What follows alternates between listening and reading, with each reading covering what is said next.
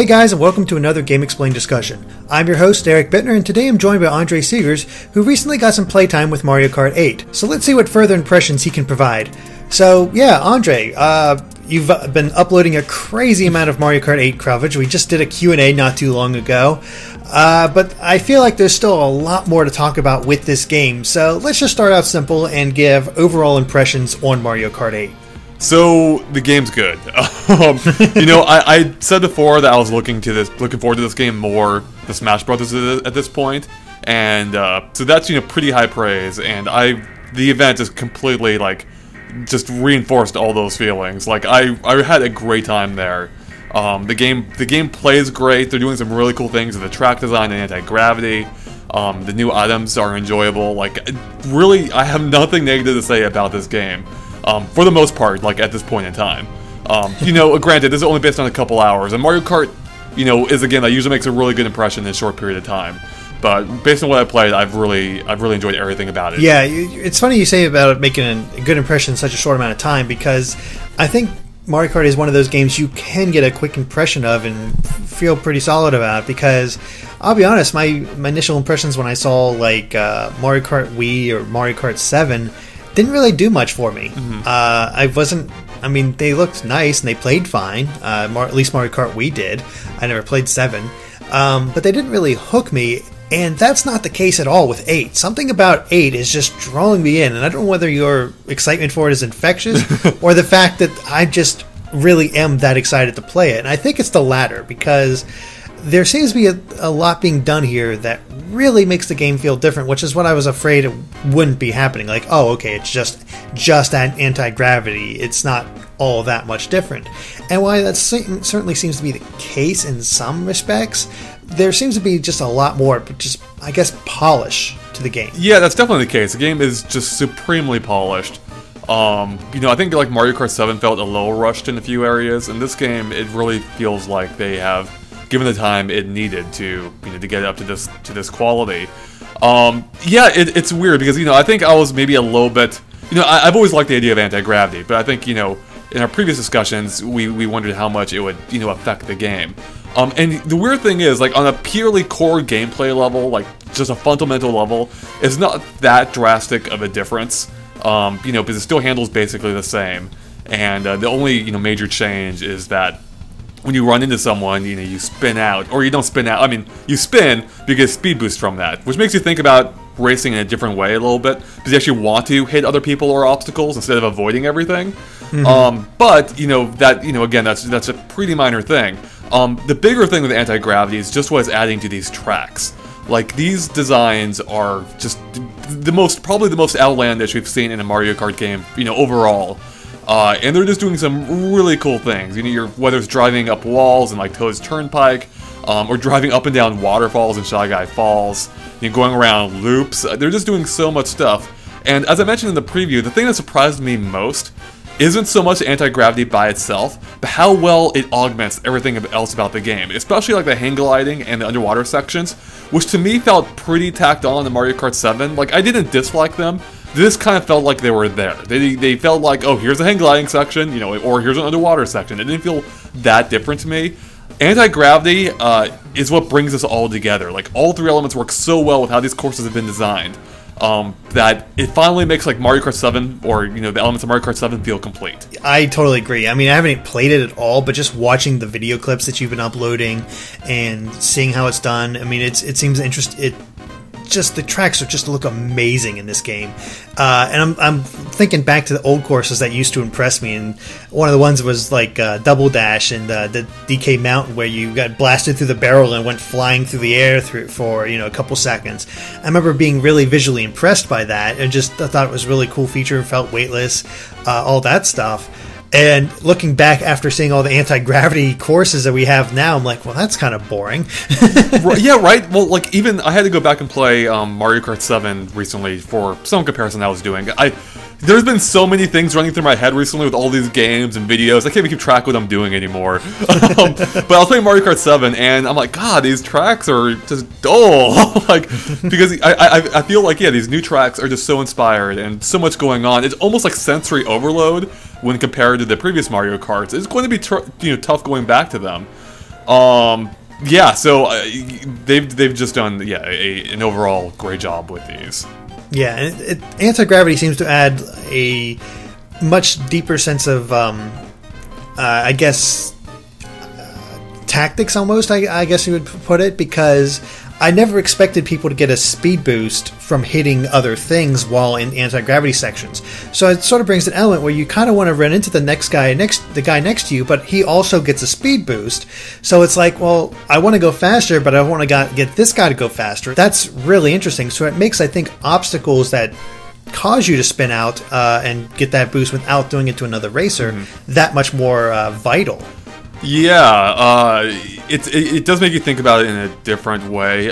Now, I do want to clarify that it is still a subtle change, because I think this has been a mechanic. I'm pretty sure it was even evident in the E3 version of the game, but we didn't pick up on it quite back then, because it is fairly subtle. So, I'm sure, it's kind of like stunts, right? Like, stunts aren't, you want to do them whenever possible, but they're not, a single stunt isn't ever going to make or break a race, for the most part. And I think that's the case here too, but I'm sure, it can definitely, proper use of it will definitely be beneficial, absolutely overall. Just don't expect like a mushroom boost each time you run into someone or something. So that's, a nice little change there, but we also have, I guess, all the returning items, and it sounds based on your preview that they're kind of balanced. Like, you didn't see the blue shell pop up too much in your playtime, which is always sort of like people either love it or hate that item. But yeah, what's your feelings on the items? The item selection seems pretty good so far, I'd say. Specifically about the blue shell, I didn't see it that much. You can watch our gameplay videos, but you can see, like, that not that many blue shells appear in that time across all of our videos, which shows that it seems like their rate of appearance has been dropped. It's hard to say for sure, of course, but it does seem like they appear less frequently than they have in at least Mario Kart Wii and maybe Mario Kart 7 as well. So the items, most of the standards are there. You got your Koopa shells, your bananas, fireballs are back, and they all feel good. The biggest change with them, as we mentioned in the Q&A and preview, is that now when you're holding onto any item, like whether it's if you're dragging bananas or a shell behind you, or if you have like shells or bananas orbiting your cart, or anything, it's always occupying your item slot. So in past games, you could drag an item behind you and grab a second item. That's no longer the case. And that totally messed with my head for a while, but I kept forgetting that. I would be dragging an item behind me, just, absentmindedly hoping to pick up the next item, but that's how it's worked in almost every Mario Kart game up to this point, and I couldn't do it. So I was, I was holding on to this crappy item in, like, 6th place, when I could be getting, like, a way better item. But I actually do kind of like how, I think I like the promise of that new mechanic, because it does switch it up, and what it's ultimately going to do is it's going to make people in, like, the upper places more vulnerable, because they're going to have less protective options. They can't hold on to, like, potentially, like, 6 shells, basically. They can only have 3, and if they want to upgrade to a better item, they're going to have to get rid of them all. So, I mean, having not actually tried it for yourself, though, what do you think of that, hearing about it? I think it sounds like it has a lot of potential. Like, I think it's a nice balancing act. Because, I mean, I'm not going to claim myself to be any type of great Mario Kart player. I've barely played it competitively against humans, so I don't have much experience in that aspect. You're going to be in trouble when we do our online races. Yeah, I'm probably going to get my butt kicked, but I learned quick, so hopefully I won't embarrass myself too much. Because I'm pretty sure I watched your competitive footage against the guys at Games Radar when you played Mario Kart 7, and you destroyed them. I forgot I did that. That's right. Yeah. So I'm probably in trouble. But as far as the change itself, I think that I kind of like it, because that sort of matches my style anyway. Because I was never thoughtful enough to, because I never really needed to against the AI, to hold on to an item and then get another item ready to go. I think I did it on occasion, but never as a purposeful idea. The most common, the most often I did that sort of thing was in Double Dash, where you were encouraged to have 2 items because you'd switch to racers, and that way you could actually get 2 items. It was a key gameplay mechanic. Yeah, that's actually the interesting thing, is, because we were always wondering, ever since we saw them holding the items, is this going to be at all like Double Dash? And everything we saw since then, like, actively worked against that. But this one single element is actually very similar to Double Dash, where same thing there. You can only hold a single item, kind of. You can hold a single item for each, for each character, because you had 2 characters. They meant you could hold a backup item anyway. So yeah, this game is actually even unique compared to that. Yeah, so I think it works well. As for the other items, we got to try out the new Piranha Plant and the Boomerang. And what's awesome is we should give credit.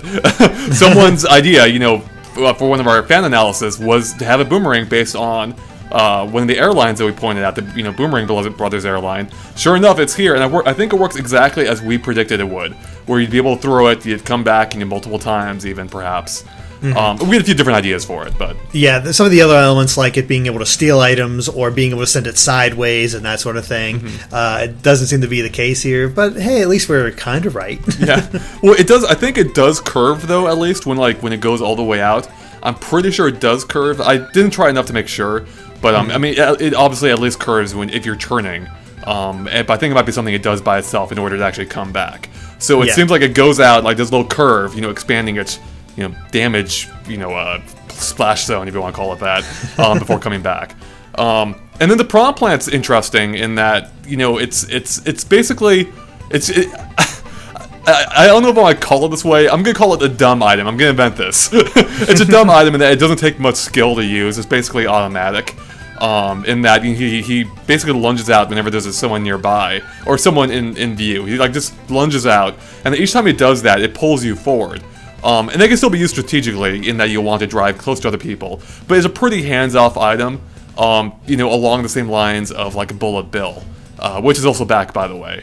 And a couple other items along those lines. Yeah, I think you're right about that. I mean, it does seem like there's not much skill. I mean, I guess the biggest skill involved was if you get the Piranha Plant, make sure you're around other people. Exactly, right. To get the most use out of it. Here's a question for you, though. I think I know the answer, but I'm just going to ask it anyway. There's no way to have the Piranha Plant appear behind you, right? As sort of defensive? As far as I know, no, but that's a good one. I didn't actually try activating it behind me. That would be really interesting. It's something I actually wish I had checked out, but in all the gameplay footage we've seen, that, nothing's had that, none of the trailers, none of the video provided by Nintendo. So I'm thinking that won't be the case, much as like you can't shoot a bullet bill backwards. True. Yeah, I guess, I mean... when it pulls you forward, I guess you probably don't want it lunging out and pulling you backward. That'd be kind of awkward. Yeah, that would be actually that'd be amazing. Like it'd be like well, I really want to use this for defense, but I'm gonna lose speed each time I do it. Yeah, I mean, just another one of our crazy ideas. Yep. But those aren't the only new items. We in your analysis we spotted 2 more in the item slot that spins around. Right. One of them kind of looks like one of the blocks that Mario gets on his head in 3D Land and 3D World. But it doesn't really match anything we've seen before. It almost looks like a speaker. Yeah, it definitely looks. I mean, it looks like kind of like a funnel attached to the block. And yeah, so in my analysis, I was just trying to figure out what it could be. I mean, first and foremost, it does look like a speaker. But what could they do with that? I mean, I suggested maybe it creates like a sound shockwave. And it might blast things, anything close by, like, apart. Which could be really cool. Like, effectively, like creating, you could use it to disperse any obstacles in your way. Or if an opponent's coming up behind you, you can launch it and blast them back a little bit. I can see that actually being a really fun item if that's the case. I also had the idea that it looked to me a little bit like, I mean, it's a stretch, I'll admit. But it reminded me a little bit of the bubble blower in Mario Galaxy. When you use a start cursor to blow Mario around when he's in the bubble. And then I'm like, well, maybe you can use this to do the same thing. Like, basically, actually kind of like the Gust Bellows from Smash Brothers that was just announced this past week. Maybe you can use it to blow things around. Either in front or behind you. That would be really cool, too. And it'd actually be similar to the Shockwave idea, but a more focused thing where you're blasting air out. Or maybe it sucks things up, too, which was another idea I had, where you can pull something into it, like an item on the track, and make the item your own. Yeah, I mean, it's certainly possible. Honestly, of the ideas you put forth, the one I like best is the shockwave, the sound shockwave. It sounds the most fun. Yeah, because it kind of reminds me of like a shotgun option, because we have a lot of stuff like for like traps and I guess homing missiles and just regular missiles in the form of green shells and red shells. We have fire flowers, which are sort of like just machine gun type things. Bob-ombs, which are more like grenades.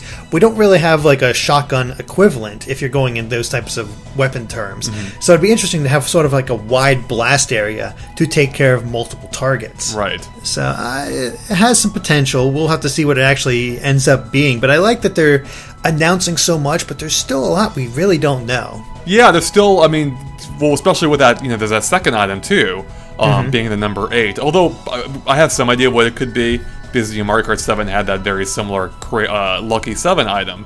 And assuming it's the same thing here, but with 8 items, that just means you have 8 random items orbiting your cart. But who knows, maybe they'll switch it up. Now, in the analysis, I was trying to think of a name. I'm like, well, Lucky 8 wouldn't make sense. But some people thought it could be called the Crazy 8, which makes perfect sense to me. So yeah, I mean, that's the best idea I have for the 8. It's possible they could do something entirely new with it. Maybe something, I don't even know. Like maybe something involving anti-gravity. That seems like a stretch.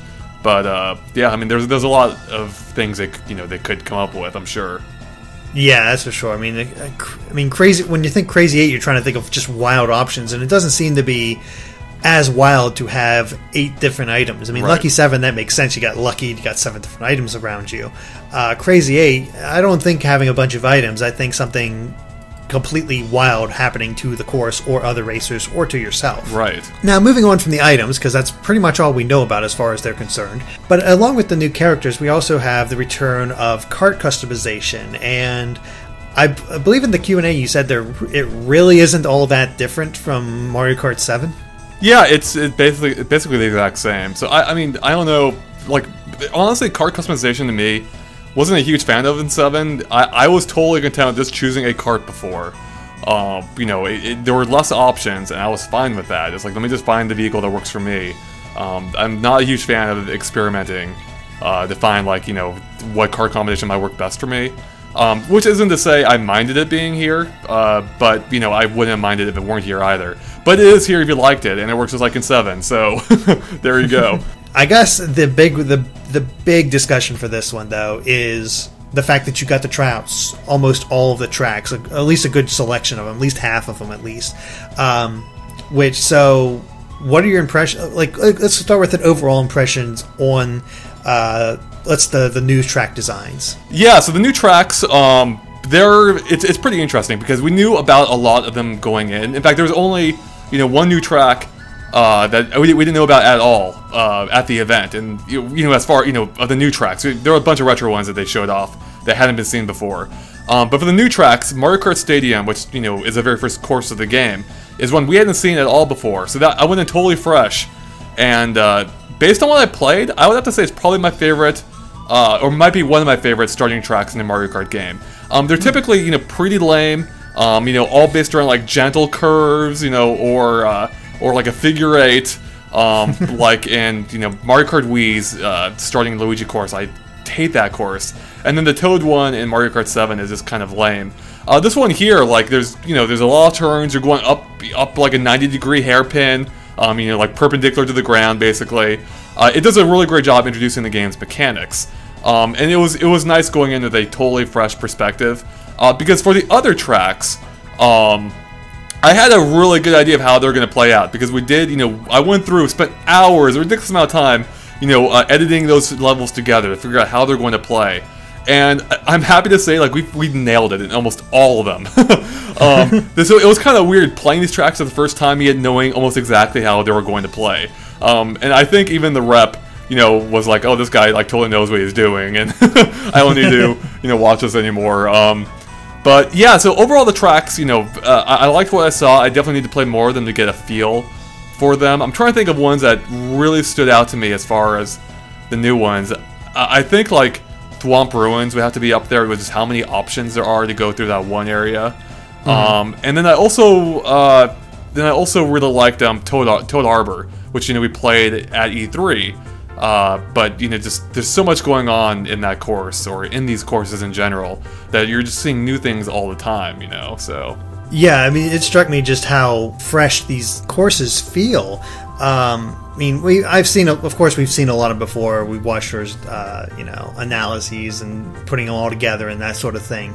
But to see them come together and see how they work and see them in play, it's a different feeling altogether. And it's just nice to see that they work as well as we'd hoped. Mm-hmm. And we've actually seen almost all of the tracks at this point. I believe they've shown off 13 of them so far, of which there's typically 16, being 4 cups, 4 races each.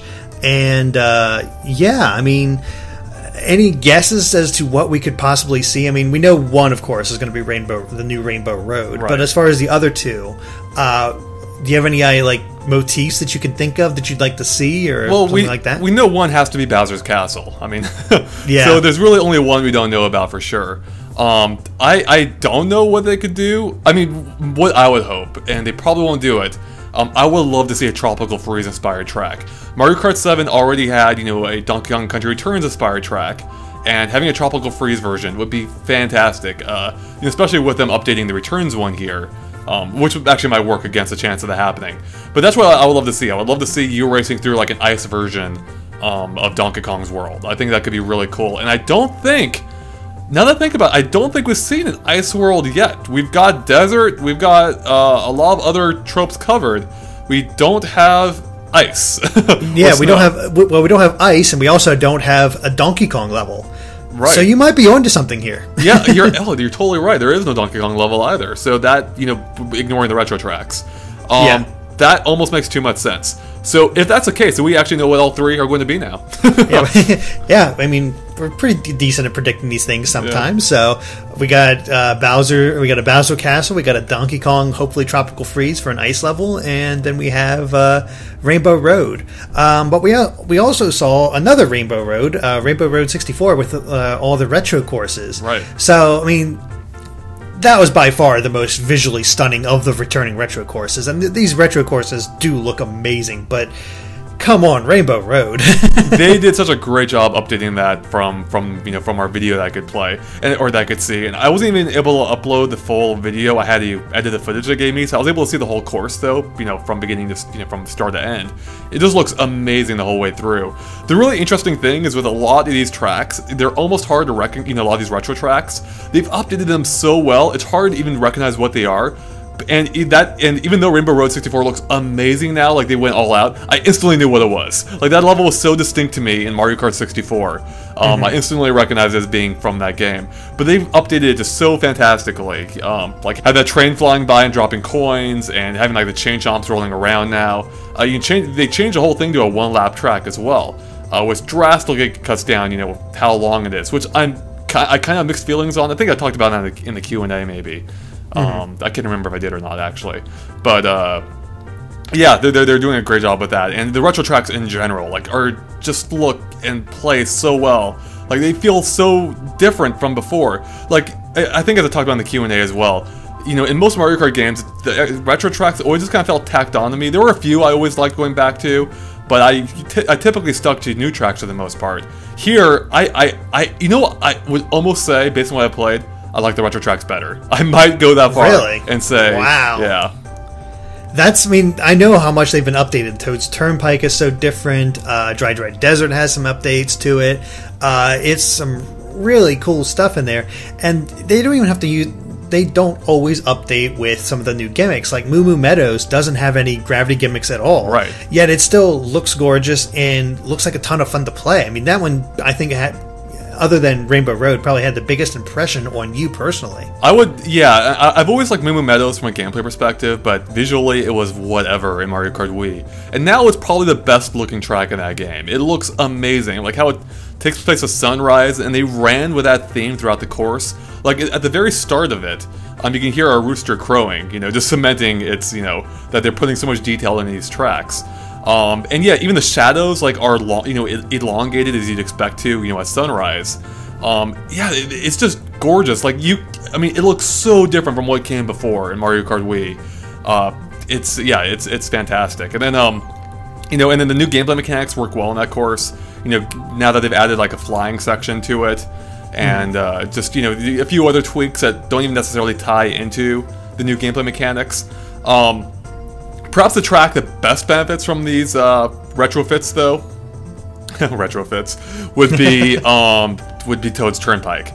That's a track that I think I talked about before, wanting to have back, and they did such a great job updating it. Like how being able to drive up the walls now, to avoid the traffic, or going up these ramps, that are on these trucks and just flying over everything.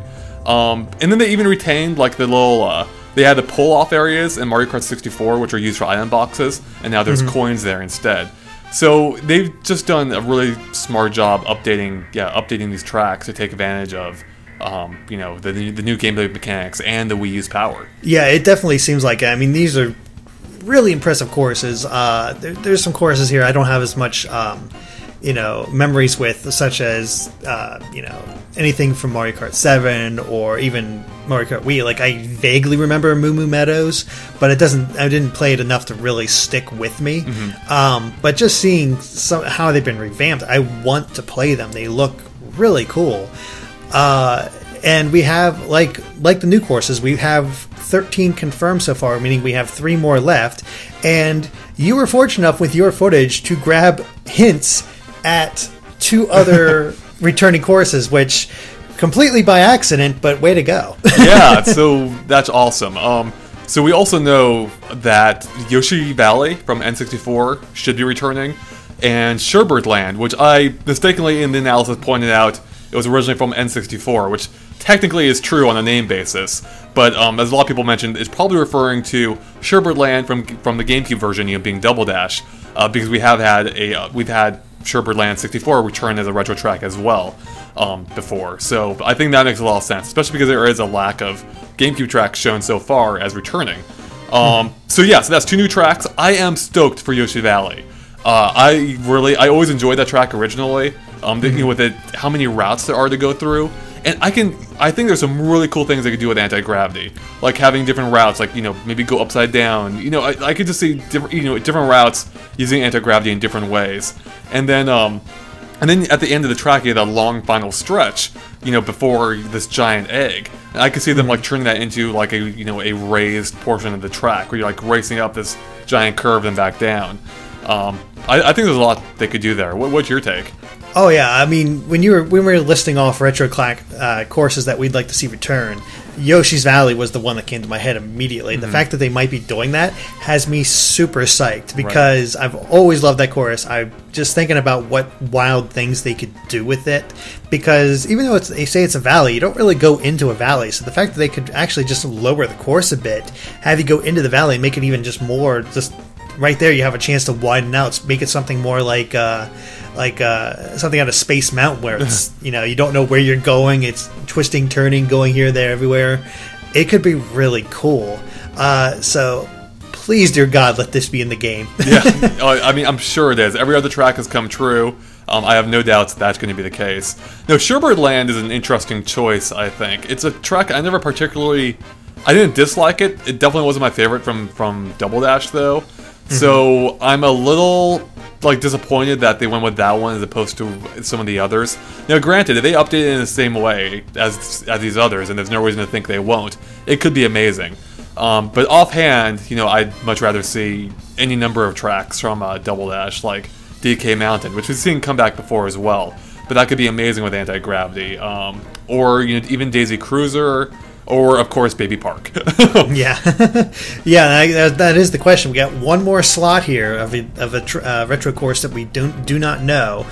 And I don't know. I mean, I know which one you'd love to see back, which is, of course, Baby Park. Right. We've talked about that at length. I'm trying to think of what other retro course I'd like to see back, and I'm kind of drawing a blank, to be honest. Well, yeah, I mean, Super Circuit's been underrepresented so far. Underrepresented in terms of compared to the others. Not underrepresented by my own standards, because if it were up to me, I'd have no Super Circuit courts or circuits in there. But they could do something a lot, from that game, like having I forget what it was called. There was this Shy Guy Desert maybe, or Shy Guy Dunes. I forget. But that was one of my favorite tracks in that game, and they could do something cool with that, I'm sure. So moving on from the tracks, I mean, we're sort of predicting and trying to get hopes in for what kind of courses we'll get back. But there's also the idea of the battle mode, online, and other features. And you answered this pretty much at length in the in our Q&A. But I didn't really chip up there because I've barely ever experienced online outside of Mario Kart DS. And I mean, I know that it'll probably be 12-person again, as it was in Mario Kart Wii. If the Wii can handle 12 people, I'm pretty sure the Wii U can, hopefully. Yeah.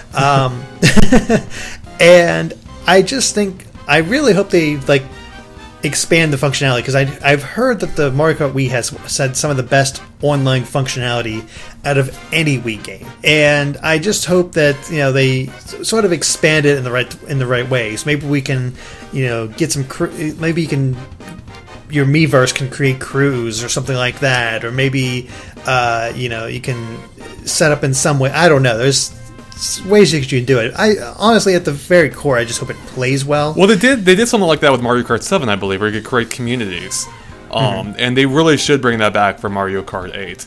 I think having it. I think a lot more people might take advantage of it with it being on a console. I know I would. I'm not a huge fan of playing Mario Kart on the handheld compared to a console, and they could expand that concept even further now having Miiverse, on there. Personally, I'd love to force the people to create a GameXplain community. And set up custom races there. And if we can go back to even the customization, we can make our personalized decals. Here's our community. Here's the decal that we have on all our carts. And just have a little GX symbol. Yeah, that'd be awesome. It'd be nice if they brought that back.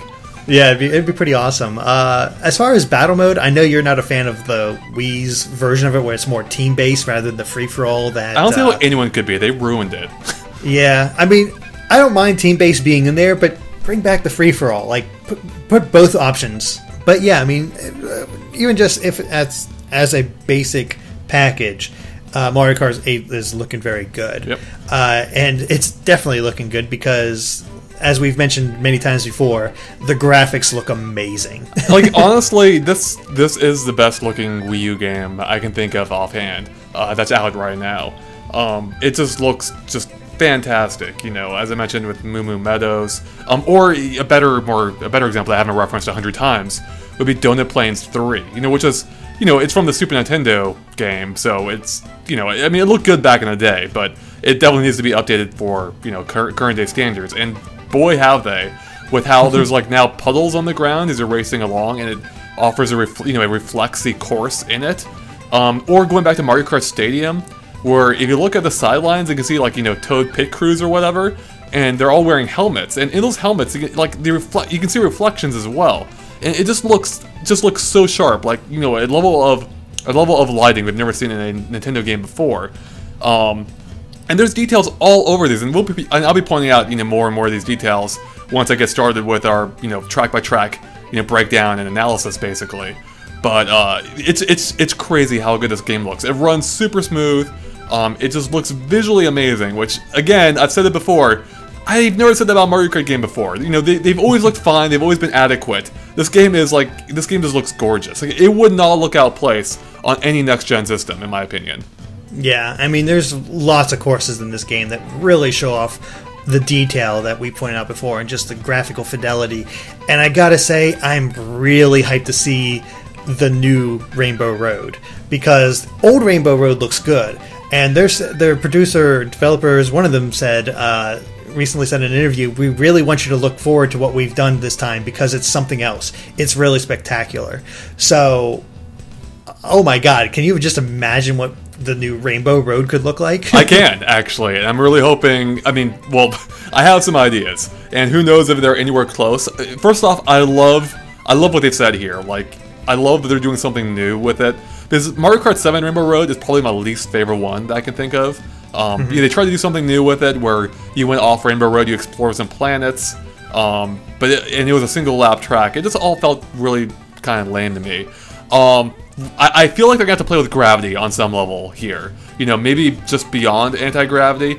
I'm hoping that they bring in maybe a Mario Galaxy type element, where where maybe you can you're driving around, actually around these smaller planets, and then either warping to the next track, or maybe following a Rainbow Road to the next planet.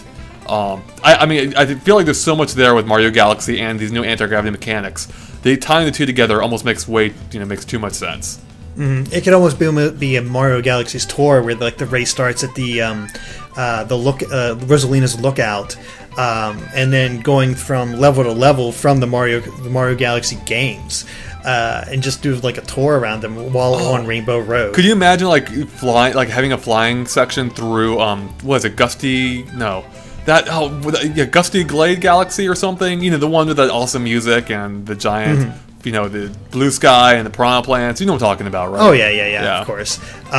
It could look so amazing, and there's so much they could do because they actually do have space-themed levels now.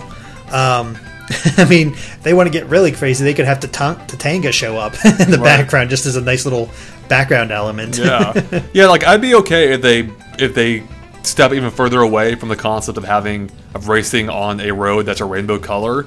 You know, they can have, you know, elements of that, but I think they had the right idea with Mario Kart 7. Just the implementation wasn't there. So I think they could do it justice in this game. Yeah, absolutely. And I think just the way all these other courses look, no matter how it ends up shaping, whether it's just a standard course or, you know, doing something a little bit more fanciful, it's going to look great. But of course, as I'm watching your previews, I'm also getting the experience of music, which apparently you didn't get to hear very well at the preview event. Oh yeah, you can't hear a damn thing at these preview events. I mean, especially in a room of people playing Mario Kart, because everyone's yelling all the time. Yeah. But it sounds really good. Some, you know, really nice remixes, some new stuff that sounds good. I mean, it's. I think it works. It does. I like what I've heard so far. The weird thing is, it's gonna take me some getting used to, but because for our analysis, you know, I took tracks from previous Mario Kart games and applied them. Yeah, applied what I thought would fit to those tracks, and now those old tracks are so ingrained in my mind as matching these new tracks that the new music doesn't fit right for me. In some of the cases, that's just something. I'm sure that's something I'll just get used to. But like, I've got like Toad's Factory probably permanently matched with Sunshine Airport now in my mind. So I don't know if I can get past that. But no, I like what I've heard. The updated music sounds really good, like Moo Moo Meadows.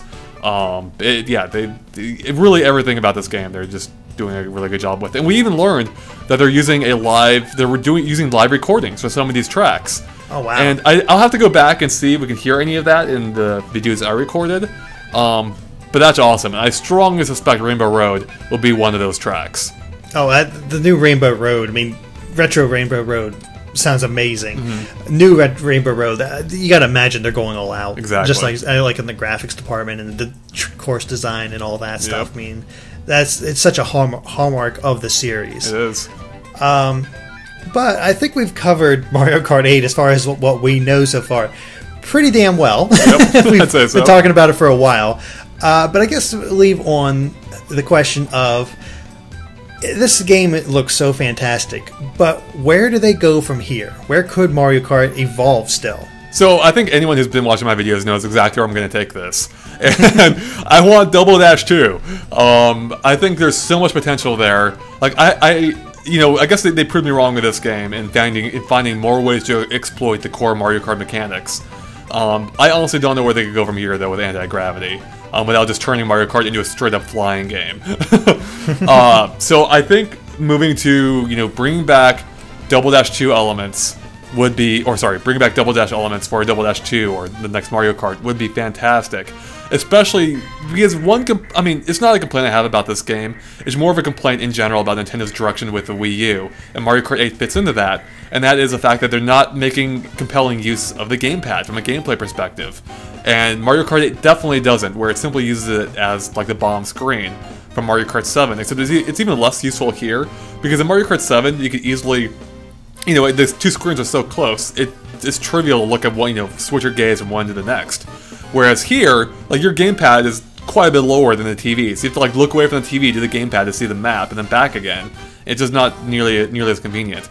I would love to see the gamepad used for a co-op, Double Dash-like mode or game, where you can use it as, the second player can use it as a turret to aim in 360 degrees and launch Koopa shells in any direction, as opposed to only forward or back. And there's so many items they could do. I'm sure there's tons of items they could come up with, that a second player that has more control could take advantage of. Like, basically turning the items into even more strategic based, as opposed to just, timing based. That'd be really cool. I mean, it sounds it sounds really interesting to do it that way, and I wouldn't mind seeing Double Dash's mechanics come back, because I think maybe not the last time I was truly invested in Mario Kart, but second to last, because I think DS I was really into, but Double Dash was the last one before that.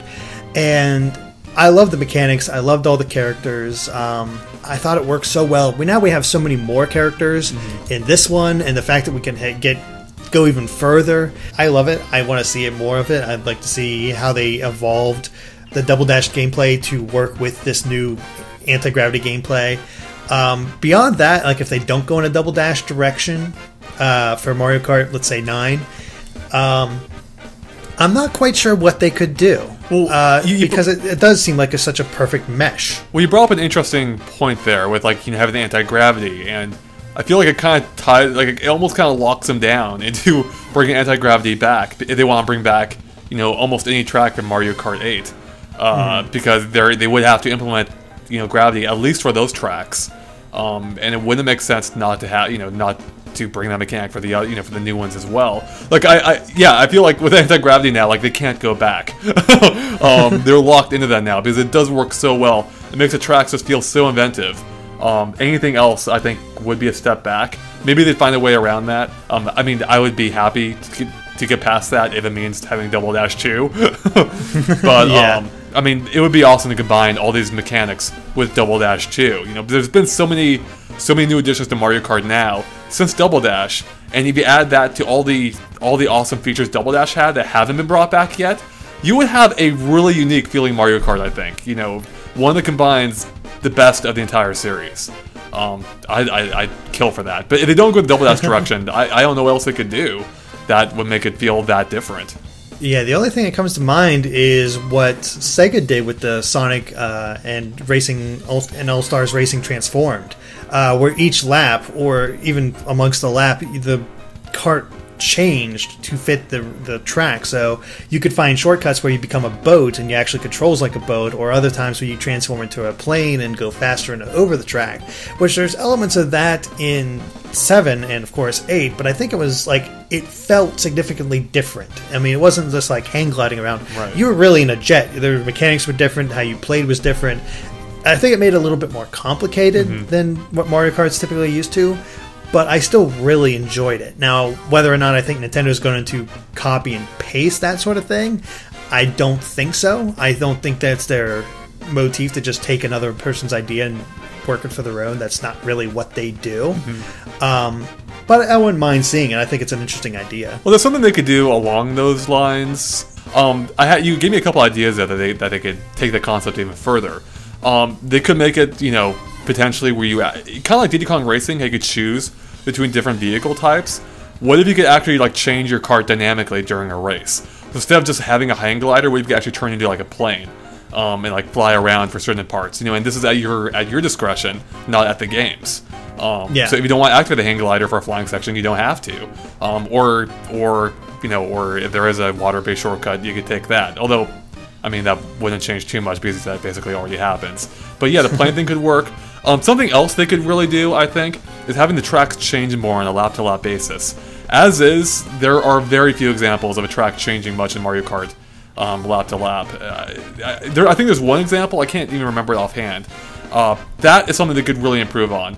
Yeah, you are exactly right there. I never even considered that. By dynamic tracks where each lap feels completely different, that I think would add so much to the series, especially now that they have the gravity elements. So, one lap through the course you're doing, you have anti-gravity. This time it's something happened and it sunk beneath the water, so you have to go, use a water path this time, or something to that effect.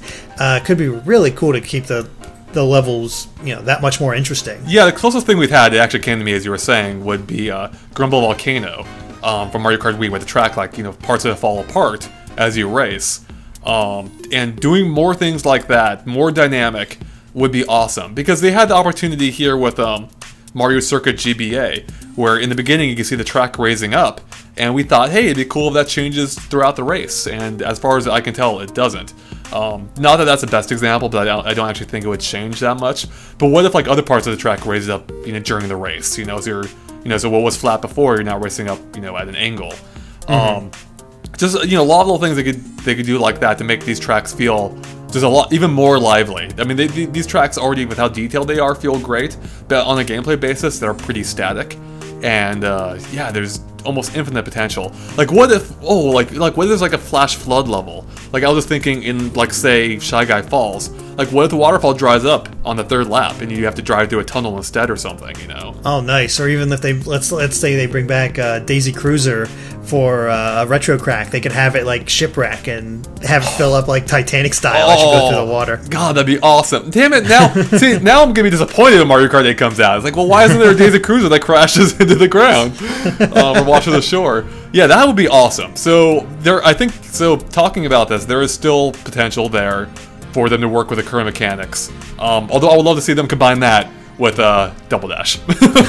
Of course. Yep. I think we know you love Double Dash. Absolutely. Well, guys, I think that about covers it for our discussion on Mario Kart 8. It's probably pretty obvious that we're both really excited for the game, and I think it's pretty obvious that you guys are too. We've been hearing a lot of good feedback about this, and everybody seems really excited and all aboard this. So if you want to keep up with more Mario Kart 8 coverage, be sure to stay tuned to GameXplain. We have Twitter and Facebook pages, which you can follow us at GameXplain. And of course, stay tuned to the channel for more on Mario Kart, Smash Brothers, and other things gaming too. Alright, thanks guys. Bye.